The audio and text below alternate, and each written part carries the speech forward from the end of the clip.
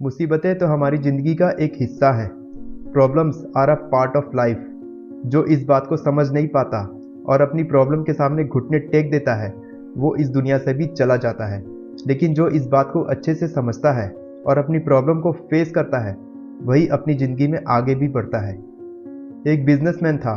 अपने बिजनेस को आगे बढ़ाने के लिए उसने एक सेठ जी से उधार लिया था। 2 साल तक उस बिजनेसमैन ने इंटरेस्ट के साथ सेठ जी को पैसे दिए, लेकिन 2 साल के बाद अचानक से मार्केट डाउन होने के कारण बिजनेसमैन ने उन्हें पैसे देने बंद कर दिए।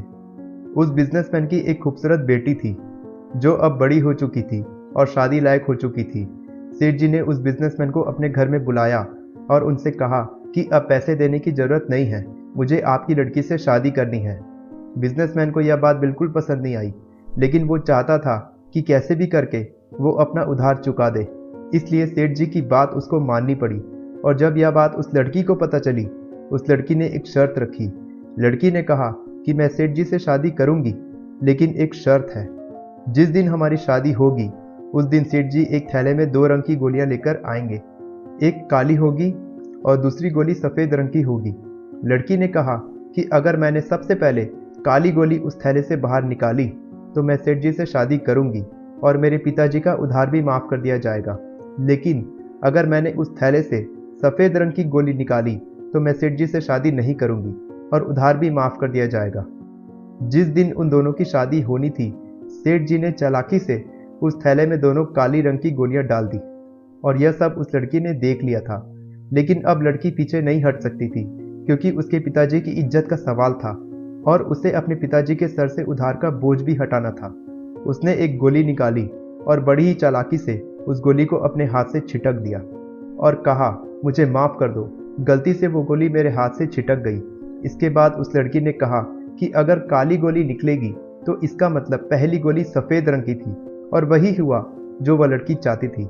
उसको सेठ जी से शादी भी नहीं करनी पड़ी और उसके पिताजी के सर से उधार का बोझ भी हल्का हो गया। दोस्तों, दुनिया में 2 तरह के लोग होते हैं। पहले वो जो सिर्फ अपनी प्रॉब्लम पर फोकस करते हैं और उसका सॉल्यूशन कभी नहीं ढूंढ पाते। ऐसे लोग आपको सिर्फ नेगेटिव बातें करते मिल जाएंगे। उनकी लाइफ में कितना भी अच्छा क्यों ना हो जाए, लेकिन वो कभी अपनी लाइफ में खुश नहीं रहते। चाहे प्रॉब्लम कितनी भी छोटी क्यों ना हो, लेकिन वो अपनी लाइफ में हर प्रॉब्लम को बड़ा समझते हैं। दूसरे वो होते हैं जो सिर्फ प्रॉब्लम की सॉल्यूशन पर फोकस करते हैं। ऐसे लोग दुनिया में सबसे ज़्यादा सक्सेसफुल लोग होते हैं। जब प्रॉब्लम बड़ी होती है तब वो कुछ बड़ा करके उस प्रॉब्लम का सॉल्यूशन निकालते हैं, और जब प्रॉब्लम छोटी होती है तब बड़े ही सिंपल सॉल्यूशन के साथ वो उस प्रॉब्लम का सॉल्यूशन निकालते हैं।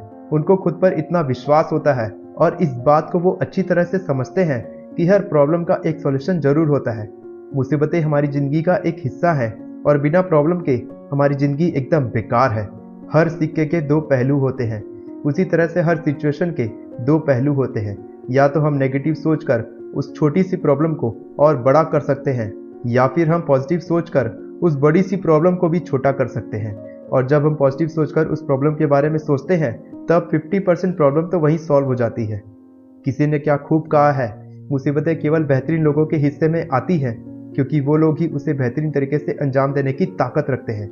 और मेरी बात हमेशा याद रखना कि बेहतरीन दिनों के लिए हमें बुरे दिनों से लड़ना पड़ता है।